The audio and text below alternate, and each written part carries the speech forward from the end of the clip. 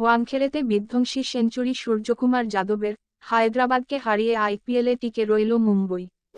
Video শুরু করার আগে আমাদের চ্যানেলটি সাবস্ক্রাইব করে, ভিডিওটিতে লাইক শেয়ার কমেন্ট করে আমাদের সাথেই থাকুন। ওয়াংখেড়েতে সূর্যের ভেজে পুড়ে ছাই হায়দ্রাবাদ। শেষ বেলায় মুম্বই ইন্ডিয়ান্স মরণকামড় দিল। সোমবার 7 উইকেটে ম্যাচ জিতে অঙ্কের হিসেবে মুম্বই এখনও টিকে রইল আইপিএলে।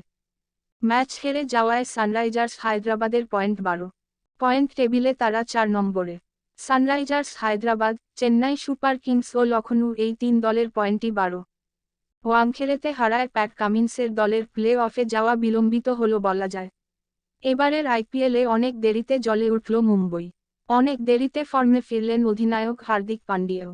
বল হাতে সোমবার 3টি উইকেট নিলেন বিতর্কিত মুম্বই অধিনায়ক। কিন্তু ম্যাচটা হয়ে থাকল সূর্যকুমার যাদবের।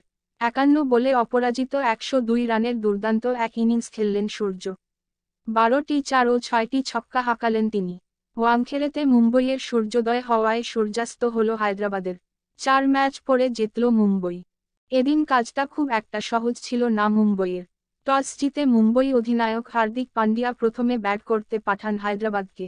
এই হায়দ্রাবাদি রানের এভারেস্টে চড়ে রেকর্ড গড়েছে আইপিএলে। তারাই এদিন 20 ওভারে করে 8 উইকেটে 173 রান। ওয়াংখেড়ের পিচের সুবিধা নিলেন মুম্বই বোলাররা। হার্দিক পান্ডিয়া 31 রানে 3টি উইকেট নেন। ফর্মে ফেরার ইঙ্গিতও দেন তিনি। পীযূষ চাওলাও 3টি উইকেট নেন। হায়দ্রাবাদের রান তাড়া করতে নেমে একসময়ে নিজেদের বিপন্ন করে মুম্বই। ঈশান কিষান, রোহিত শর্মা ও নমন ধীর দ্রুত ফিরে যান ডাগআউটে। মুম্বই তখন ধুঁকছে। স্কোরবোর্ড বলছে মুম্বইয়ের রান 3 উইকেটে 31। এরপর সূর্যকুমার ও তিলক বর্মা হায়দ্রাবাদের বোলারদের পিটিয়ে ম্যাচ জিতিয়ে আসেন।